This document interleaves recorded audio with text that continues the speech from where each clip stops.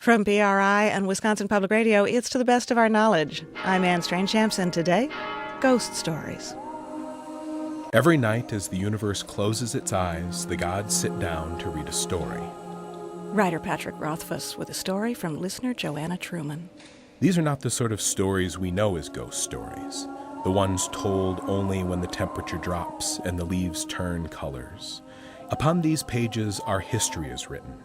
Lives cut short or left too long, and those that end precisely when they should.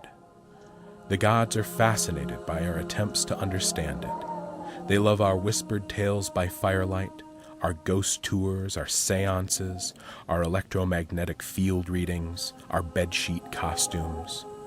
But most of all, they love our stories. This is a story about a boy who became very lost. It's a story about the girl who helped him find his way. Then she left him on his own. Then she died. It's a story about spending 20 years of your life trying to forget 1 year of your life. It's a story about ghosts. It's a story about being trapped in time. It's a story about what it means to be haunted.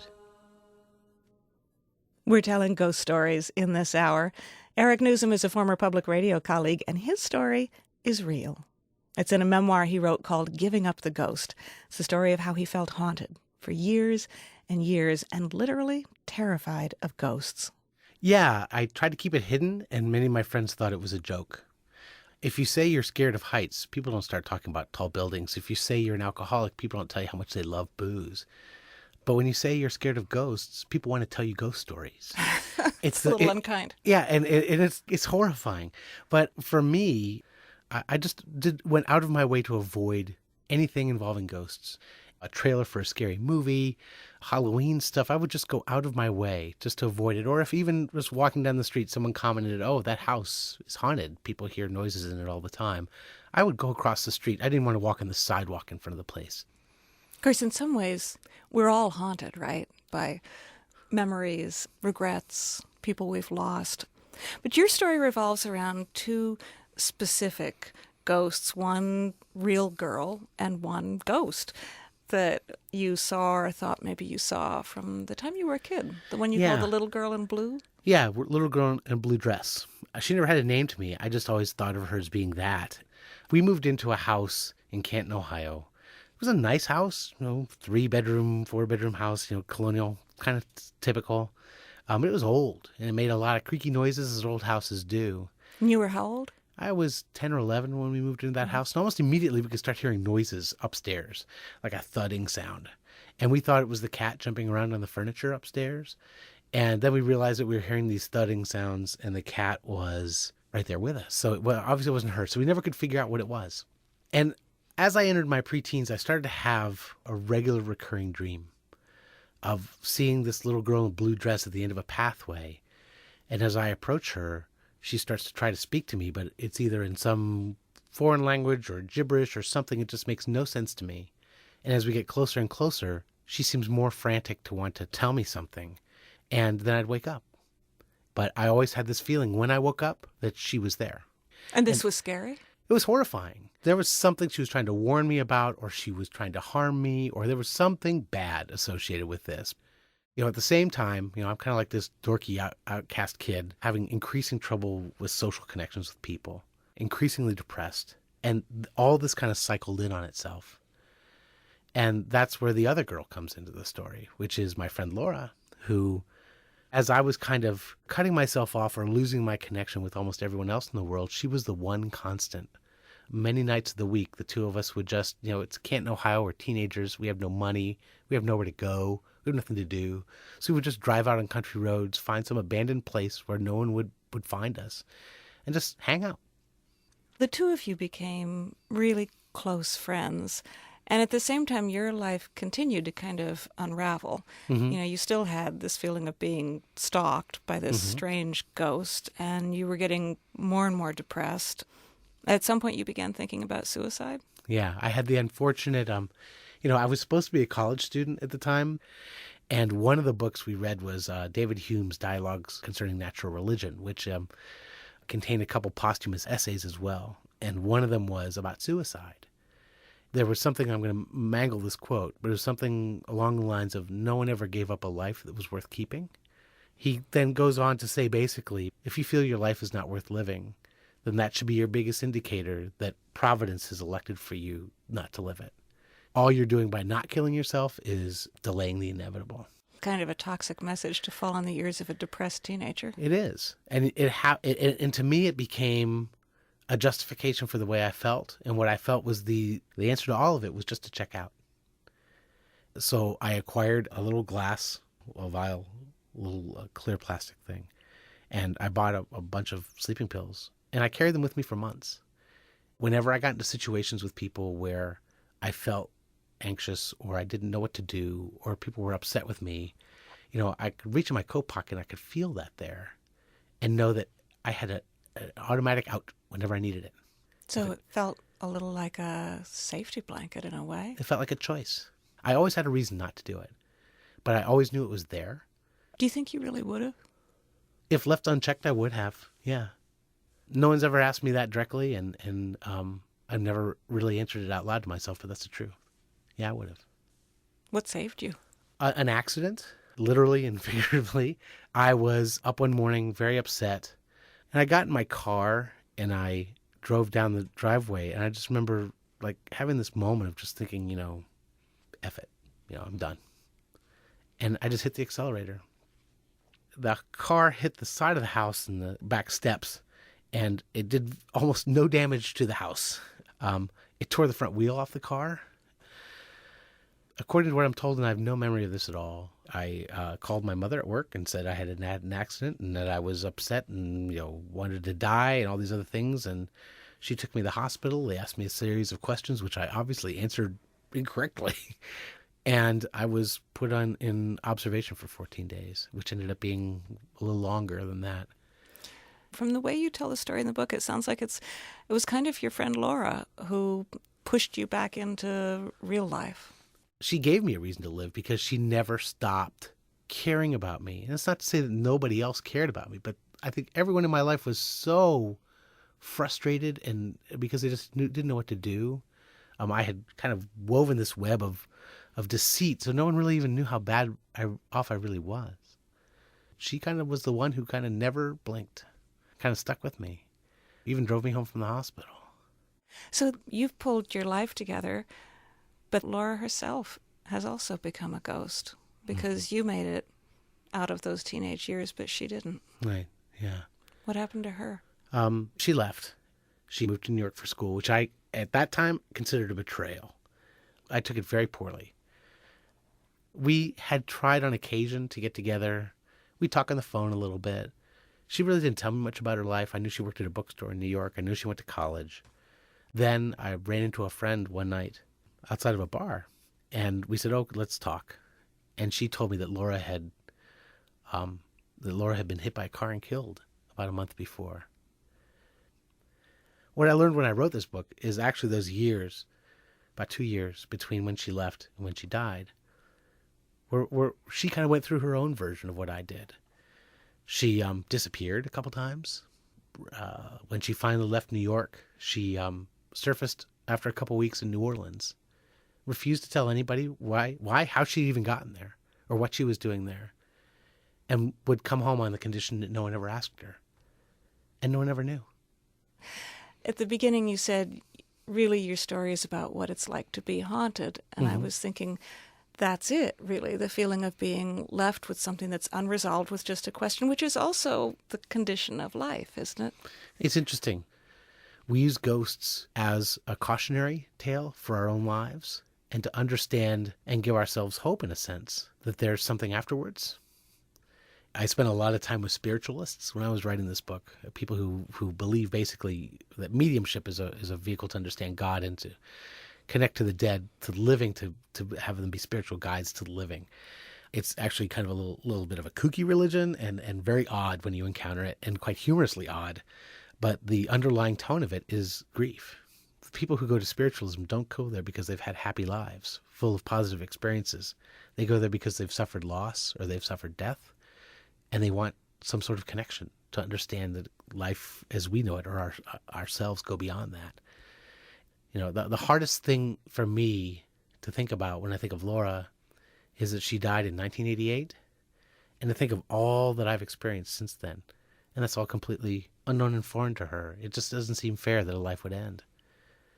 And just the idea that she might have some consciousness beyond that, be it as a ghost or otherwise, is somehow, as much as it's frightening to me, also kind of comforting to me. Do you ever feel like it's partly your job to live well, to finish out the life that she didn't get to have? Yes.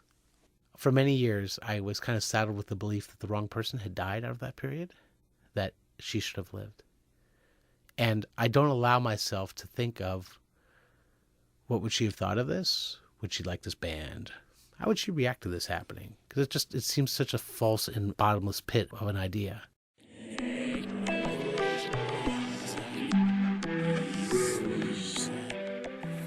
Eric Newsom is a former NPR colleague. He currently works at Audible, and his memoir is called Giving Up the Ghost.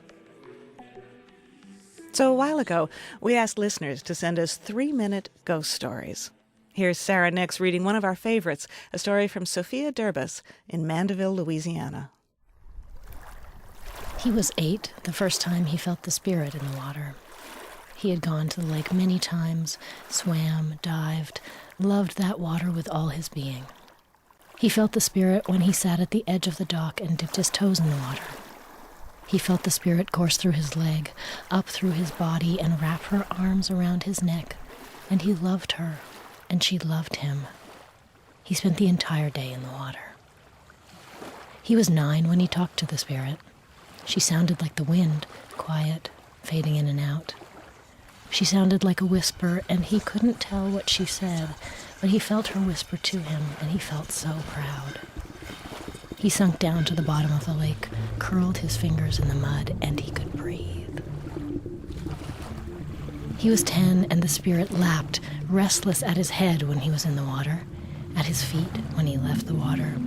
He swam across the lake to the bottom again, but nothing was enough for her, and he felt the waves rising above him, and for a moment he was afraid. His parents pulled him out of the water, and he left her there, seething.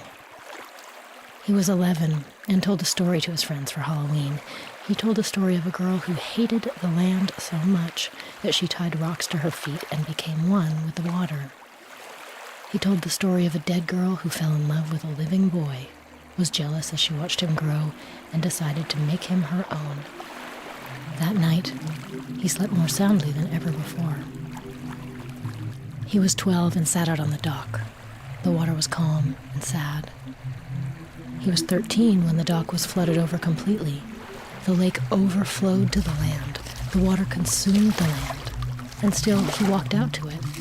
He walked out to the lake, to the spirit of the water, to the giggling girl underneath it all, and he fell.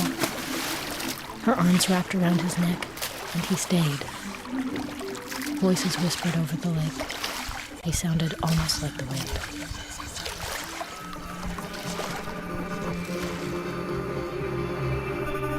That's a story written by public radio listener Sophia Durbus in Mandeville, Louisiana, read by Sarah Nix. One of the reasons ghost stories are fun is that we don't believe them. I mean, you don't seriously believe a dead girl could pull someone under the water and drown them. But why not? I mean, why are you so certain it couldn't happen? Coming up, new ways to think about the paranormal. I'm Anne Strange-Shamps. It's to the best of our knowledge from Wisconsin Public Radio and PRI, Public Radio International.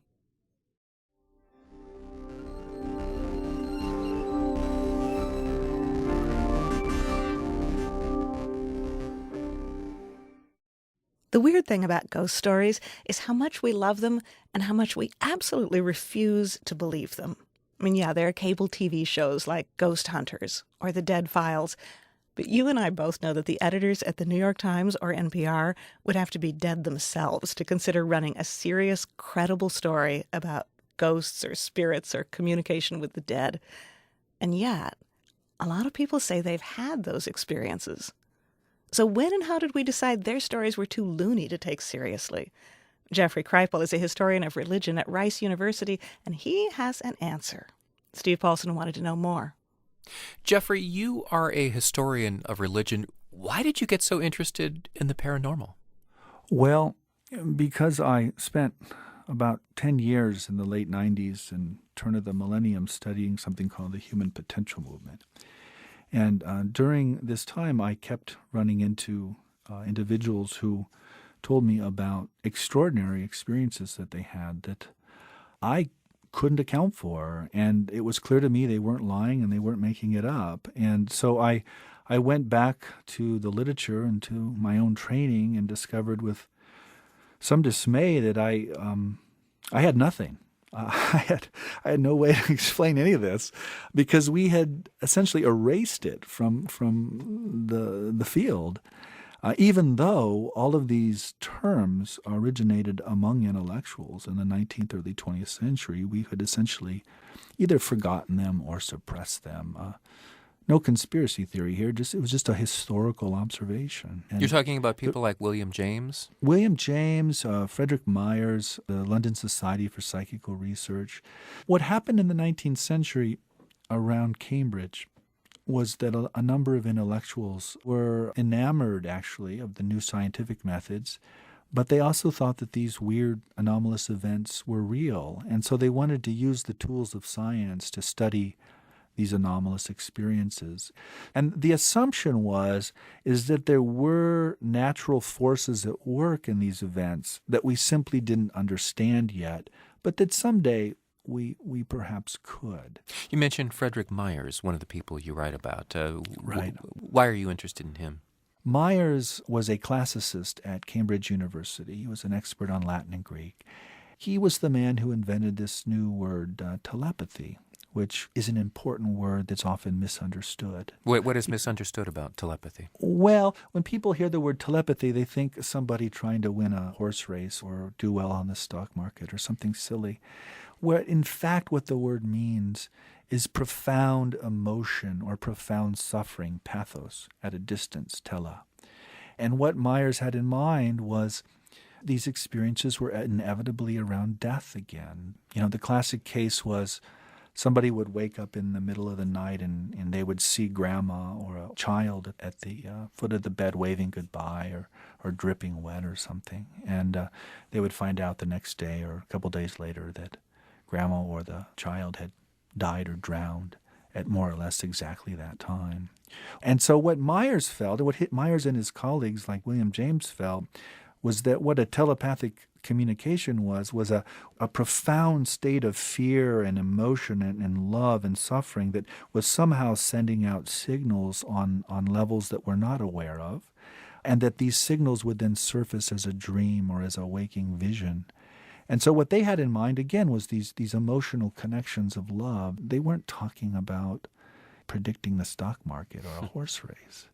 So the question is what to make of these kinds of experiences. And lots of people say that they have had paranormal experiences. And scientists, of course, the scientific establishment basically dismisses them out of hand. They say that these are examples either of quackery or gullibility.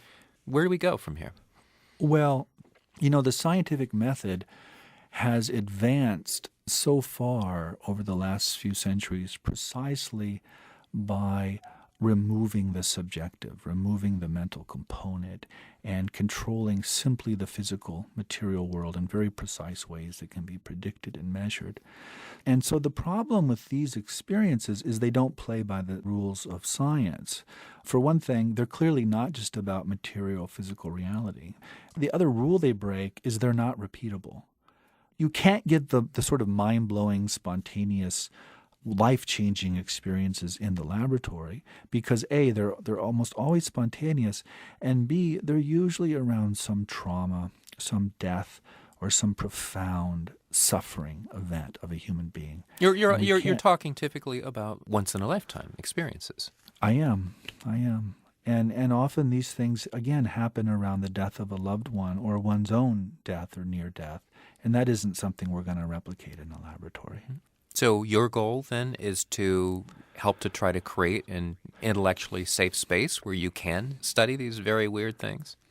That's my goal. I'm the humble little humanist in the corner raising his hand saying, well, what about this? What about that? What about this? And just trying to kind of fashion a way of talking about these things that isn't so polarized and isn't so dogmatic, and that can listen to like real human beings talk about real experiences with a frankly more compassion and more open-mindedness. So how do you go about this? I mean, you are a professor at a prominent university, the chair of your religious studies department, right? Right. Do you invoke particular scholars who have credibility? I use a lot of case studies from scientists who have had their own paranormal experiences and who have written about them in a very balanced way. And so that kind of breaks down this notion that, oh, it's just weird scholars of religion over here talking about this thing. Who are some of these scientists we should know about? Well, one of the strangest stories I've ever heard is from a biochemist named Kary Mullis, who won the Nobel Prize for biochemistry in 1993. He published an autobiography called Naked in the Minefield. I think that's the name of the book. But he has a whole chapter actually on what looks a lot like an abduction experience. He had gone up to his cabin in California, and it was midnight, and he was walking to the outhouse to answer nature's call, and he came around a corner with his flashlight, and there was a glowing raccoon standing there, like literally glowing. And it said to him, "Good evening. Good evening, doctor."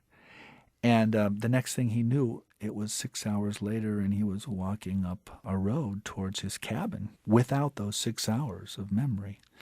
That was in 76. In 1986, Whitley Strieber published his book on his own abduction experience called Communion.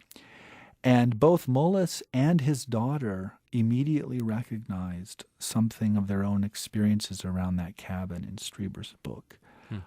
And so there again, you have this resonance between an autobiographical account from a horror fiction writer of something that he claimed really happened, and you have that resonating with a Nobel Prize-winning biochemist.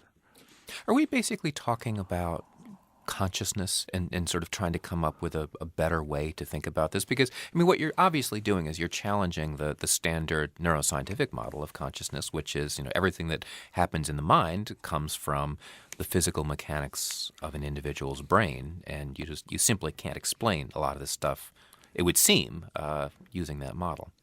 Right. This is why psychical experiences are rejected. Look, if a man knows that his grandmother is dying 1,000 miles away 2 hours before she dies, and he knows that instantly and definitively, we have no model for that, because in our model, we have to get that information into his skull somehow through a phone call or through a letter or something. We have no way of understanding how two separate individuals separated so far in space and time could be communicating. If, however, consciousness is not produced in toto by the brain inside a bony skull, if it in fact is located outside space and time, then there's absolutely nothing to prevent that communication from happening. In fact, you would expect exactly that kind of communication. So that's clearly the model there, or the hypothesis I'm moving toward. But again, I'm not a scientist. I'm a historian of comparative mystical literature, and that model works really, really well for me because it explains my data. It explains my literature.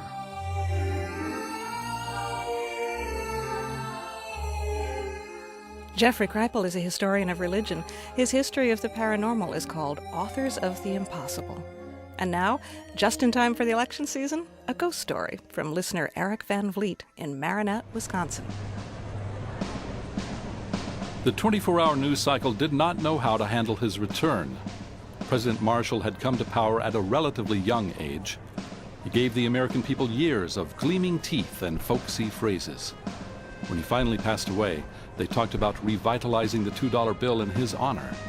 Then, after a dignified and widely televised funeral, the nation slowly forgot him.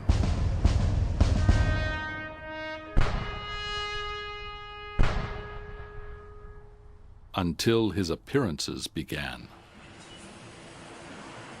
The late President Marshall first appeared at a car wash in Dayton, Ohio, where Gladys Summerland was waiting to clean her Buick Skylark. She'd been one of his supporters, and seeing him again nearly gave her a heart attack. She sold her story to a tabloid for enough to visit her sister in Boca Raton. The late president was next spotted waving to onlookers at the Founders Day Parade in Fond du Lac, Wisconsin. After that, he appeared at a Basque restaurant in Elko, Nevada, where he made a speech about the enduring nature of Americans' appetite for success, and apparently also for mountains of mutton.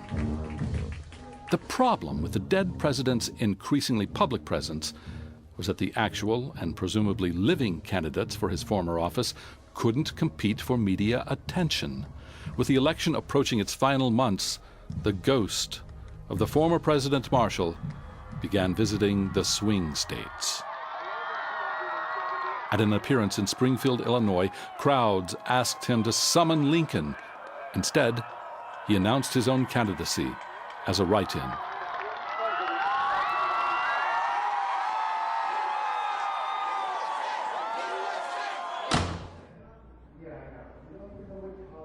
The other two candidates held closed-door meetings to discuss a possible alliance. With the reanimated former President Marshall polling so well, even if he didn't win, he could drastically skew results and upset the balance of power the two parties had fought so hard to entrench. Legal scholars declared that since the late president had evidently begun his second lifetime, he was entitled to another 2 terms.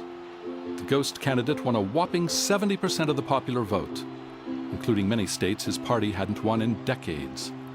The two major party candidates vowed to find legal grounds for voiding the election, but the American people responded that they should concede, quit bellyaching, and give the ghost president a chance. Despite the spectacular circumstances, his inauguration was understated.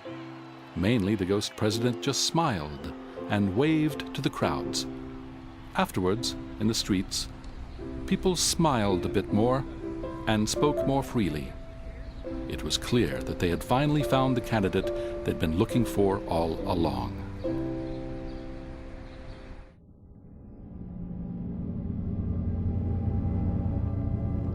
A ghost story from listener Eric Van Vliet in Marinette, Wisconsin, read by the actor Coleman. Next up, writer Dan Shawn reimagines the ghost story for post-recession America. I'm Anne Strange-Champs. It's To the Best of Our Knowledge from Wisconsin Public Radio and PRI, Public Radio International.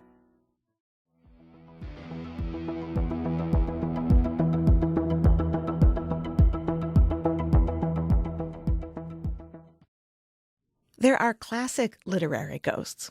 Hamlet's father, the headless horseman, Moaning Myrtle.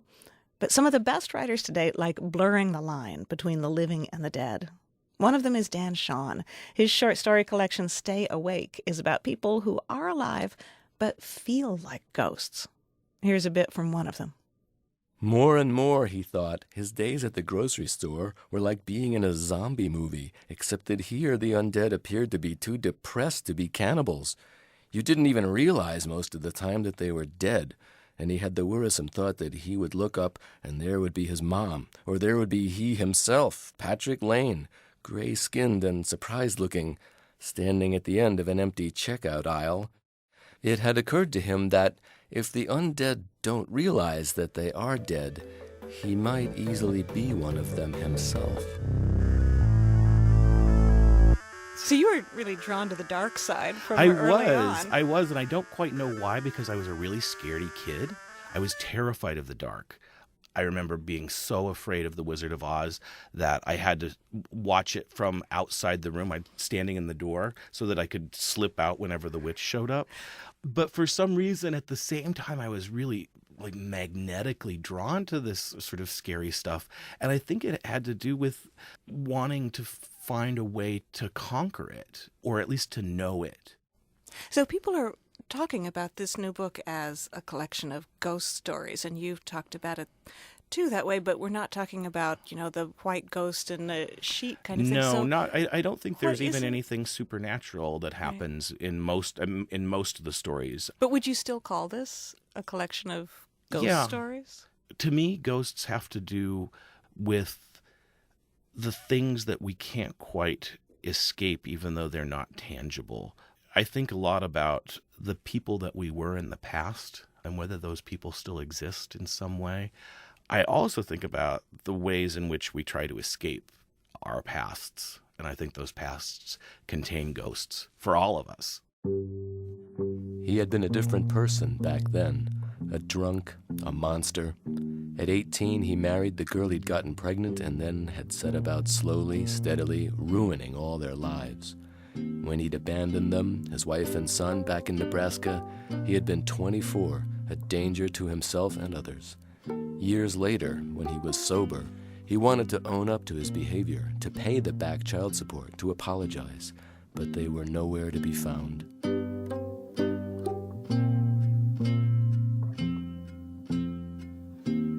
Well, we should talk about, for example, the first story in the book, The Bees. Yes. The setting is in some ways the most mundane kind of setting you could imagine. This character is, he drives a truck for UPS? He's a UPS driver, yeah. He's just married. His wife's a nurse. They've had a kid. They're really pretty happy, except then their son starts having these night terrors, I guess you would call them. He wakes up screaming, and this brings up a secret that the main character has been hiding, which is that when he was younger, he had another family that he had abandoned. Doesn't know if they're alive or dead. Doesn't know if they're alive or dead, but begins to feel very certain that the son that he abandoned is out to get him. In the dream, DJ is older. He looks to be 19 or 20, and he walks into a bar where Gene is hunched on a stool sipping a glass of beer. Gene recognizes him right away, his posture, those thin shoulders, those large eyes. But now DJ's arms are long and muscular, tattooed. There is a hooded, unpleasant look on his face as he ambles up to the bar, pressing in next to Gene. DJ orders a shot of Jim Beam, Gene's old favorite. "I've been thinking about you a lot, ever since I died," DJ murmurs. Gene puts a trembly cigarette to his mouth and breathes on it, choking on the taste. He wants to say, "I'm sorry, forgive me," but he can't breathe. DJ shows his small, crooked teeth. "I know how to hurt you," DJ whispers.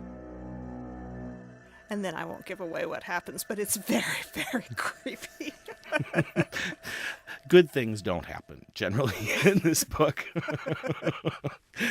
So I wanted to ask you about creating the atmosphere of a ghost story, because we were talking about America being haunted.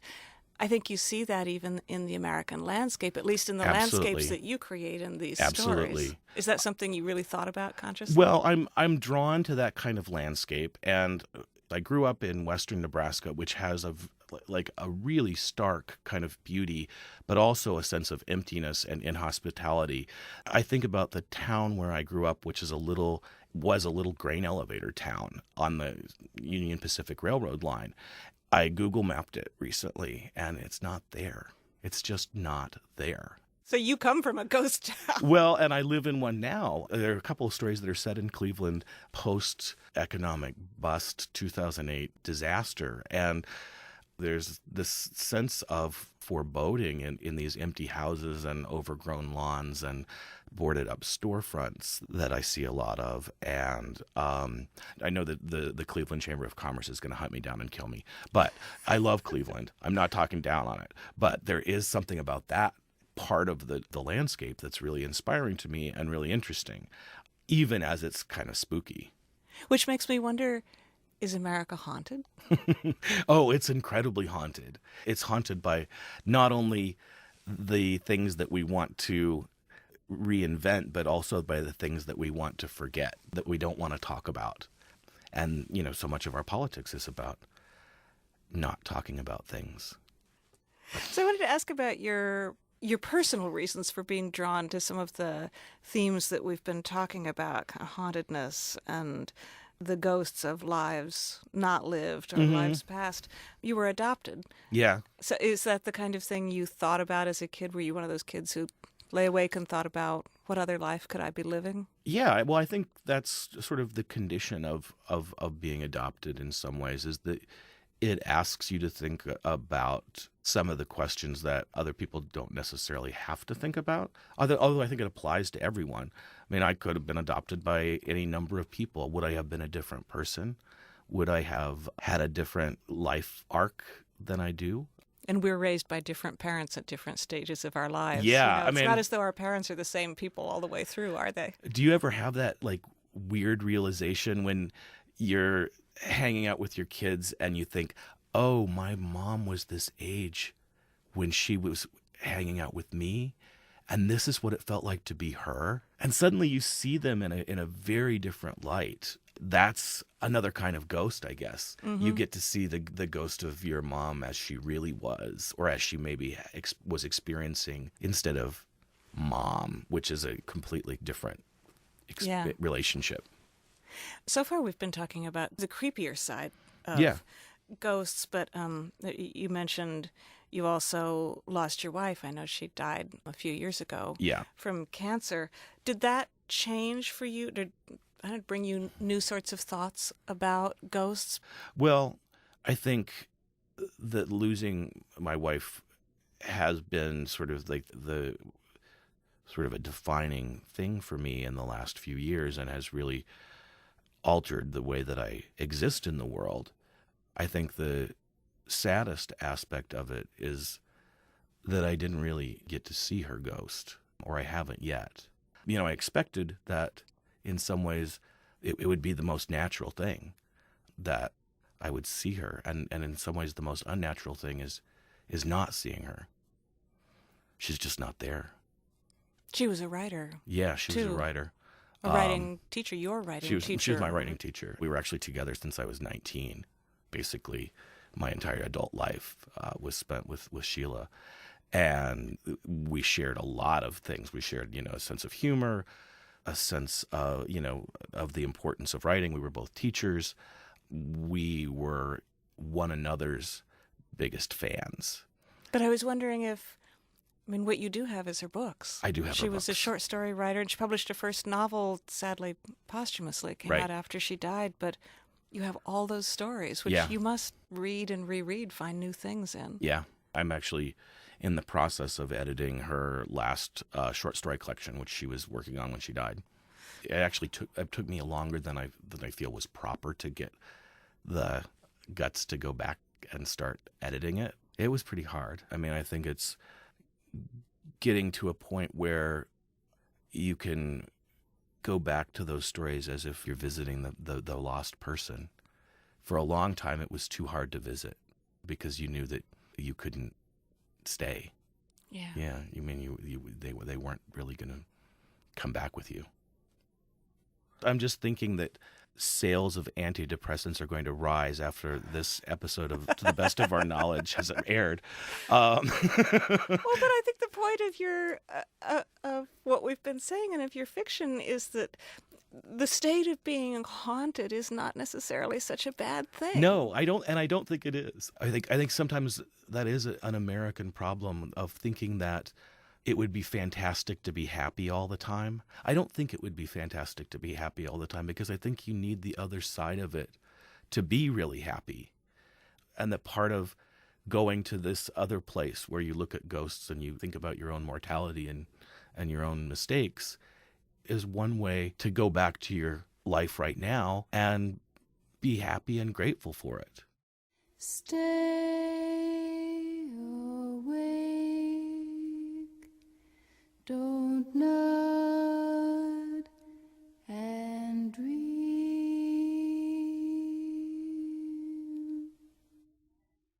Stay Awake is the title of Dan Shawn's book of short stories.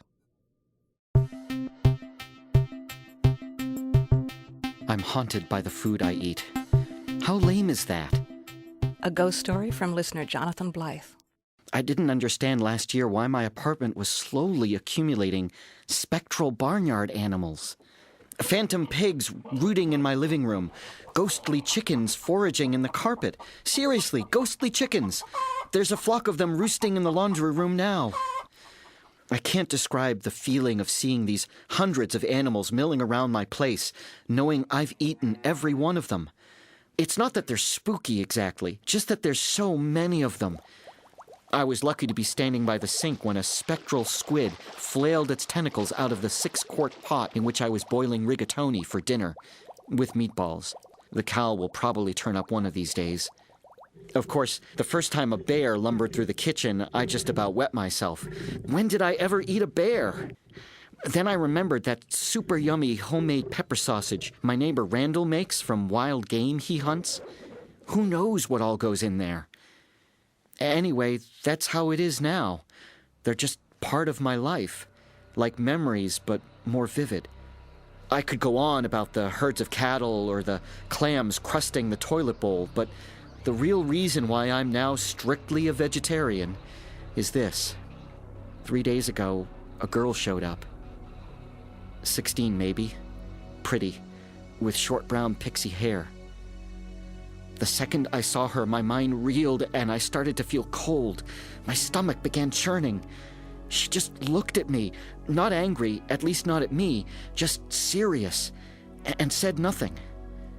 Neither do the tall black woman and boy of around 10 who arrived yesterday morning. I don't know where they came from, but I can guess. I just hope it wasn't the pepper sausage, because it was really good, know what I mean? I liked it. Thanks to Wisconsin listener Jonathan Blythe for that story, read by Stephen Montagna.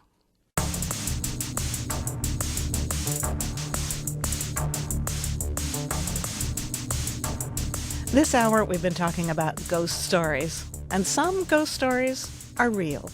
What do I mean?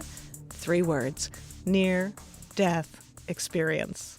The term coined by Raymond Moody, the famously controversial psychiatrist who spent 40 years investigating the evidence for an afterlife. As you can imagine, Moody has been through a lot over the course of his career. Steve Paulson sat down with him to do a little looking back. Well, let's start at the very beginning. When did you first get interested in near-death experiences? Well, my big hero in life, I got to say, is Plato. I was not raised in a religious family. I went to the University of Virginia at age 18. The first philosophy course I took, just within literally the first few days, reading Plato's Republic, I was hooked. And the Republic culminates in the experience of a warrior named who was believed dead on the battlefield, but inconveniently sat up at his funeral and told his colleagues about moving away from his body through passageways into another world in which he saw his life reviewed. This was a very well-known phenomenon among the early Greek philosophers. They called these people the revenants, who were popularly believed to have died and come back. But I thought this was just a Greek idea. And in 1965, 3 years later, I heard that Dr. George Ritchie, who was a professor of psychiatry at UVA at that time, had been pronounced dead twice some years before. I went to a student group where he was talking about this, and I was blown away. I got my PhD in philosophy at the age of 24, and I started teaching philosophy, and very quickly began to hear these stories from students and from my fellow faculty members, and then the word spread in this little town about, oh, this professor over there is talking with people who almost died, and then these... Wait, so you're saying that back when you were teaching philosophy, you had not even become a psychiatrist yet, and you were already talking with people about near-death experiences? Oh, yes, I got into this not from the medical angle, but from the philosophy angle. So these movers and shakers in this little town, the respectable businessmen in these clubs, I never went to one of these things.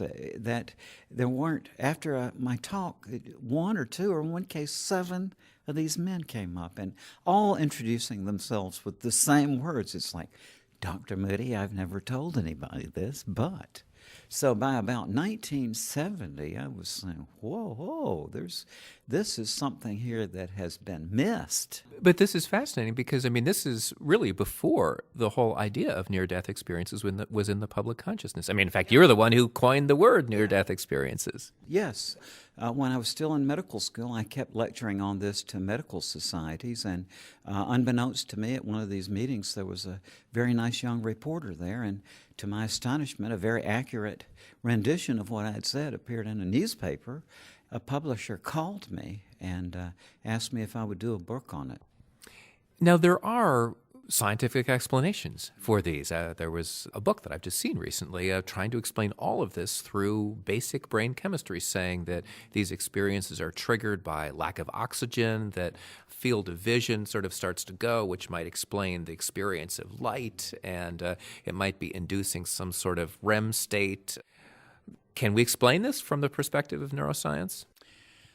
Most of the people who write these books allegedly explaining these experiences neurophysiologically don't actually talk to patients. They read sort of secondhand accounts and then speculate. But perhaps more importantly, all of the elements that we identify as a near-death experience also occur quite frequently to the bystanders at the bedside of somebody else who does die. Wait, so you're saying that someone, let's say my mother is dying, I might share her experience somehow? Oh, yes, yes, absolutely. People at the bedside, for example, may tell us that at the point somebody dies, they see what seems to be a transparent replica of the person, sort of stand up and move away from the body. Other people tell us that as their loved one died, that they themselves exit their body and they accompany their dying loved one partway toward this light. People commonly describe the light filling up the room as somebody is passing away, or saying that they perceive the spirits of the dying person's dead relatives and friends sort of coming into the room to take them away. And most remarkably of all, have cases where the bystanders empathically co-lived the dying life review of the person who passed away. And so the bystanders not being ill or injured, there's no question there of compromised blood flow to their brain, and yet they report the same experience. How many stories like this have you heard? I mean, are you talking a few? Are you talking many? Yes. I'm sure by now many hundreds. First one of these I heard was from one of my own medical school professors in 1972 or 73, who had an experience like this when she was resuscitating her mother. And then throughout the 70s and 80s, I began to hear about them. I was getting ready to write this up in 1994, and incredibly, right at that same time, my mother died, and my wife and I and my family, we were there, and we had this experience. I don't think a demographic study has been done yet, but I'm fairly confident in predicting that if such a study were done, that what it would show was that these empathic or shared death experiences are as common or perhaps even more common than near-death experiences. So you said you had one of these experiences. When your mother died, can you describe what happened? Well, as my mother was dying, we were no longer in three-dimensional space. I know that sounds crazy, but then I can find hundreds of other people who have had that same experience. These are very inadequate words, but it's as though that suddenly, rather than being in a three-dimensional cubicle, which is like a hospital room, it was like we were in this funnel, or if you had two inverted funnels that were connected at the narrow end, and we were in this surging, whirling space of energy and light. Now, I say light because that's the closest thing to it, but it's not light. It's love, or I don't know. Words are failing me. Can you explain this? I don't know. I mean, we don't know how to explain these experiences. That's the fact. You know, what you've been talking about, I think the vast majority of neuroscientists would say is not possible. Is what you're talking about, is this in the realm of science, or have we left science here? We haven't yet arrived at science. You know, if you look at the history of science, all sorts of questions that initially weren't thought of as scientifically resolvable eventually make it in. But before they do, there's usually a conceptual revolution. Well, I think that's where we are with the afterlife question. Okay, you have talked with hundreds, thousands of people who've had these near-death experiences. Do you think there will be a Raymond Moody after your physical body dies, or a Raymond Moody in some sense of a distinct entity? I've never liked the name Raymond anyway. And it's the thing that seems most highly implausible to me about the performances of mediums, for example, is that it's almost an insult to me that Uncle John could be brought back from the beyond with his proper name. Now, if you think about it, what that implies is that a proper name is a transcendental part of speech. That's a leap for me. I think that your ego identity is, I'm not anticipating having that anymore, no. Raymond Moody talking with Steve Paulson. Moody's memoir is called Paranormal: My Life in Pursuit of the Afterlife. Speaking of ghost stories, some of the most unforgettable in recent memory come from the horror film director John Carpenter. His film Halloween still haunts a generation. His most recent project is music, an LP called Lost Themes.